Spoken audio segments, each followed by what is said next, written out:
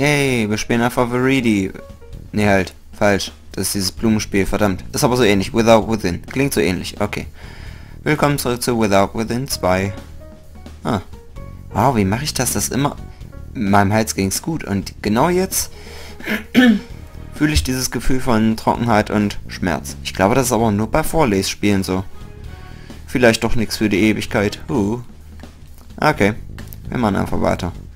The sky faded into orange as the sun began its descent. Though I never claimed to be a saint, surely I deserved success more than those two girls in the tower. Tomorrow was the big event. I must observe Exilia's every twitch like a scientist studied her lab rat. If I mastered her every move, I might be able to gain an edge. Heute könnte es aber wirklich mal schlimmer werden, obwohl ich hier noch eine schöne Flasche Wasser habe, die ich mir einfach offen hinstelle. Oder halt, bessere Idee.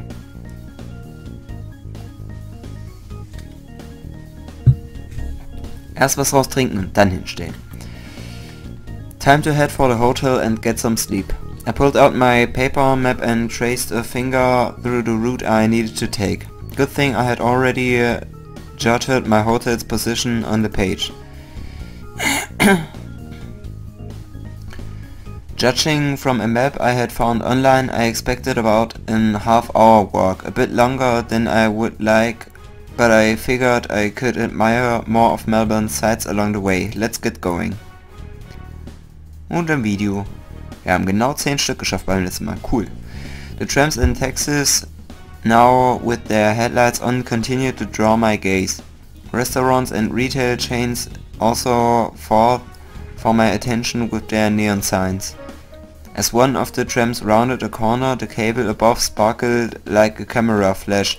Those lights inside the carriage fizzled out for a second too. If I were inside that tram, I might have freaked out. Fuck. But nobody inside or outside showed any reaction, so I guess this must be a common occurrence. Boy, the wind seemed to have really picked up. I should have brought a jumper along for this trip. Hopefully I would reach my hotel before it got too cold. I pulled out my phone to check the time. The clock had just hit 5:30 p.m. That meant I should arrive at the hotel by around 6. The perfect time for dinner before hitting the sack.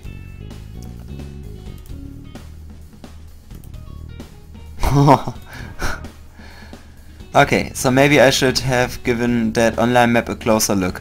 On screen the hotel really looked like it was within walking distance. I checked my paper map to see how much farther I had to go. At this pace, it might be 8 by the time I arrived at my hotel. I sensed an urge to tear this pathetic map into bits, but I resisted because we all knew who the real failure was. Now that I had wandered away from the city, I hardly bumped into anyone walking along these streets. Even the road had next to no traffic to speak of. I kept glancing behind me to see if a taxi might drive by. Of course they would all disappear now that I really needed them. Traveling in a new country had thrilled me so much during the day, but under this dark sky I realized how scary foreign places could be. Those deserted construction zones I passed hardly helped. The birds that sang throughout the day had all gone to sleep as well. A tram drove by once in a while, but I had no idea if any of them passed my destination. I should have researched probably instead of just giving that online map a passing glance. A steep bridge ahead paved way into an area shrouded in shadows. The path before me looked more like a forest than a residential. In fact, there might be no footpath for me to walk on at all. Even if there was, my shoes already felt like they had needles poking into them. I never bothered to see what the hotel's check-in hours were. If I arrived too late and the staff had gone to bed, I might have to spend a night outside in this cold. Speaking of temperature, without a jumper to wear, I might freeze at this rate. I sniffed over and over to try and keep my runny nose in check.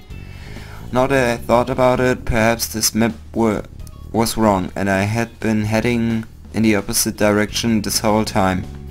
The possibility made my eyes water up. When would I ever do something right for a change? With a shaky hand I pulled out my phone and made a call to hire a cab.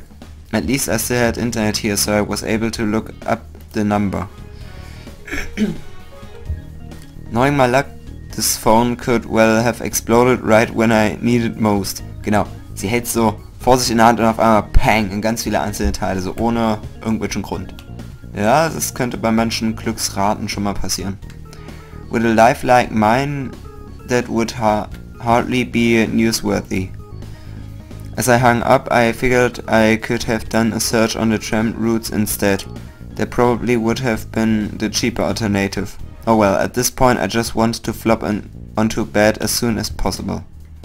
A taxi drove in my direction and slowed down as it approached me. That must be the cab I had hired.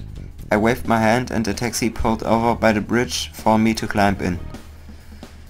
After closing the door, I told the driver the address of my hotel. He nodded and drove his cab across the bridge. At least that proved I had been walking in the right direction this whole time. Telefon! Yay!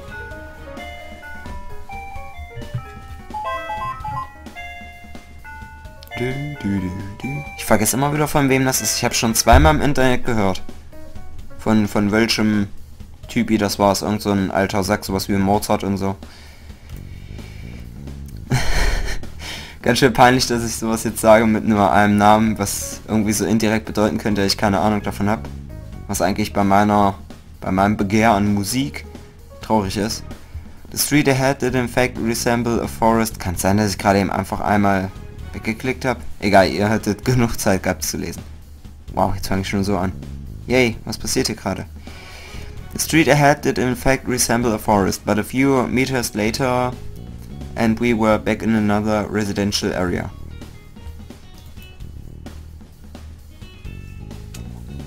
Jeez, I could have dashed across the bridge and everything would be fine. The darkness just made everything seem so much creepier. After 3 or so minutes, 3 Minuten, the taxi pulled up outside my hotel. If I had known I was this close, I would have just crawled my way here. I paid the driver and got out of his taxi. Right after I closed the door, the cab performed a U-turn and almost crashed into a honking tram as it sped back toward the city. The hotel's automatic doors opened when I approached them. I stepped through the side in relief when I noticed the staff standing behind the counter to my left. The ceiling lights shaded the lobby yellow, giving the place a royal feel. That man behind the counter wore a black suit, which certainly suited the atmosphere. Yes. Good evening, the man said when I walked up to the corner. Looks like you've had a long day. I kind of walked all the way here from the city, but I said, well, that might be a lie, since I caught a taxi for that last stretch, but close enough. The staff raised his brows, looking unsure whether to find me impressive or foolish. Lesson learned, sir. I definitely plan to catch a tram back into the city tomorrow. Have you got a room booked? The man asked. I nodded. My name's Vinty. After checking his computer, the staff handed me an envelope with a pass card tucked inside. Sitting below this card was a piece of paper with the number 106 printed on it. That's on the first floor, the man smiled. Would you like to use our Wi-Fi as well? I recalled asking Exilia to promote my work on social media, so tonight might be a good time to check if she had carried out my request. I nodded and the staff issued me another slip with the Wi-Fi password written on it. After thanking the man, I strolled through another pair of automatic doors and found my way into the elevator hall. A fancy looking vase sat on top of a wooden table in the corner. One of the elevators had an out of order notice tagged on its door. It was the only thing that reminded me of my apartment back home. On the other hand, I bet Exilia's house put even this hotel to shame. She probably lived alone and still had like 50 elevators. The elevator farthest from me still worked, so I walked in and let it send me up to the first floor. I might collapse without a proper meal tonight, but that trek from earlier had made me sweat quite a bit. Let me get into my room and take a shower first. Once the elevator doors opened, I stepped out and located my located room 106 to my right. I walked up to the door and found a scanner on the adjacent wall. This must be the place where that card came in handy. Hey, I was new to this, so be nice. I had a rusty key for my wooden door back home. The number 106 glowed in blue above the scanner. Never in my life had I stayed in a place this grand. Relax, Vinty. This must be pretty standard in a lot of hotels. I tapped my card against the scanner. A green dot lit up on the panel and the door made a clicking sound. I twisted the doorknob and, as expected, felt no resistance when I pushed. See, I had this technology thing all figured out. Naja, ob du dir da so sicher bist. I opened the door and stepped into the dark room. Good thing I found some light switches on the wall to my right. After bumping my backpack onto the carpet, I flipped all the light switches on. Let there be light, I thought, but not a single bulb lit up. I flicked the switches back and forth, but the room remained dim. Come on, I marathoned my way here, and now this? Like I said, I had technology figured out, and I knew a set of broken switches when I saw one. Shaking my head, I marched back onto the ground floor and confronted that stuff in the lobby. None of the lights work, I said, pressing both hands against my hips. The man's smile never went, making me sense just a tingle of guilt. You must insert your card to activate the lights. There's a slot next to the switches. Would you like me to accompany you? The staff asked. Oh, I see. My ears heated up from the embarrassment. It's okay, thank you. Like I said, I used a rusty key for my wooden door back home. Never been much of a techie. Ja, aber du hast gesagt, dass es auf einmal kein Ding für dich ist, weil du die Tür so schön geöffnet hast. I returned into room 106 and indeed there was a panel sitting next to the light switches. If I had paid more attention, I could have spared myself from this disgrace. Yay! Anyway, I slotted my card into the panel before flipping the switches again. This time all the lights in my room flickered to life. The bed here doubled the size of my one at home. Oh boy, I foresaw a fine evening of rest tonight. In fact, everything here was twice the size of what I had back home, the bathroom, shower and even the fridge. Wait, I sold my fridge last month to pay the rent. Never mind. Kein Kühlschrank? Naja, wenn man sich immer nur das Essen holt, was man an den Tag isst, ist es eventuell machbar. Wenn sich das gut mit der Arbeit verbinden lässt, sogar noch besser. Also wenn man immer so wohin läuft. Ah ne, sie arbeitet ja sogar im Restaurant. Ja, aber zu Hause muss man da auch mal was essen. Es muss ja nicht alles eingefroren werden. It felt nice to stay in a room without any wall cracks for a change. The wall to my left even had an art piece hanging on it. Some painting of a boat, it looked like. A pile of magazines sat on a coffee table in the corner. Beside that was a sofa worthy of being featured in a furniture store brochure. Next I opened the fridge to see what's inside. Coke, beer, chips and biscuits. Honey chips? I doubt I could afford even the snacks, let alone the alcohol. The cost could really add up if I started pulling these things out, so I refrained and closed the door. At least the toilet here was no bigger than the one I had back home. Wäre ja auch schlimm wenn, dann würde es da reinfallen. Its seat, however, looked so polished I could probably use it as a mirror. I pressed the flush button and the water swirled so loudly it made me jump. The flush at home only seemed to work on Tuesdays. Oh, and every second Thursday, so it could be worse. Okay. Das untertrifft nochmal alle anderen Standards. I knew nothing about shampoo or soap brands, but the ones they left in the shower might be worth more than my apartment.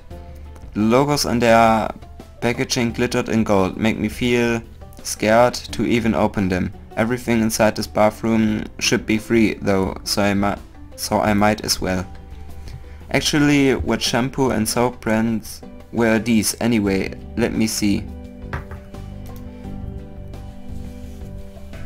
Alright, I should have recognized that logo from all the ads. It must be though for those girls from before to hate Exilia, because there was no escaping her regardless of where you fled. As I left the bathroom, I noticed the pair of buttons positioned on next to the wall to the main door. One was labeled "Please clean my room", while the other said "Do not disturb". I pressed the "Do not disturb" button and the text lit up in response. Now I should be able to wash myself in peace. Despite being alone, I still closed the bathroom door before starting my shower. The shampoo here made me smell as nice as Exilia. It made sense being her brand and all. I should have known it was about the products. None of us came out as babies smelling like flowers. The soap here felt so smooth too. Those ones I used back home were so rough I might as well be rubbing my arms against concrete. Ah, cement.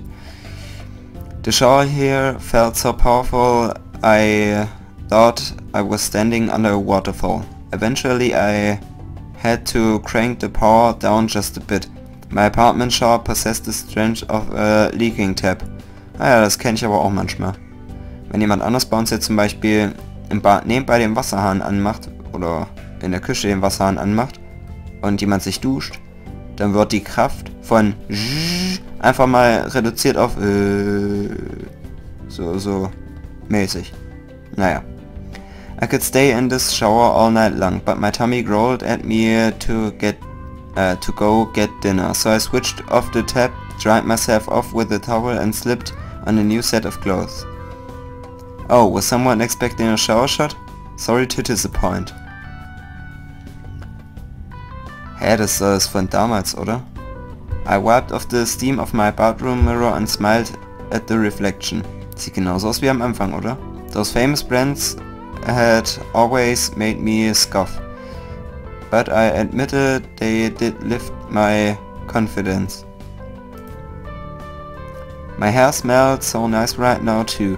If I cosplayed as Exilia and took a stroll outside, I could probably trick people into thinking I was the real deal. I wish my cheeks could look this shiny every day, too. Note to self to take another shower before heading out tomorrow. Ah ja, sie geht sogar nochmal raus. Okay, dann wüsste ich eventuell auch schon, was passieren wird. Okay, gut. Aber wir sind jetzt schon mal gut bei der Zeit dabei. Ist nicht ganz 20 Minuten, wie ihr gemerkt habt. Kam gestern auch kein Video. Tut mir leid. Keine Zeit. Und heute habe ich eigentlich auch keine weiter, weil ich jetzt noch Geschichte fertig machen muss. Dann noch in Englisch was machen muss. Und dann morgen noch in Mathe was machen muss. Und eigentlich noch mehr. Und ach man. No. Okay. Vielleicht sieht es bei euch gerade nicht so stressig im Leben aus. Wäre schön. Bald ist ja Notenschluss. Einige Lehrer wird es bestimmt eh nicht davon abhalten, schon mal Tests zu schreiben, die für das neue Quartal gelten. Naja, okay. Gut. Dann danke fürs Zusehen und bis zum nächsten Mal. Ciao.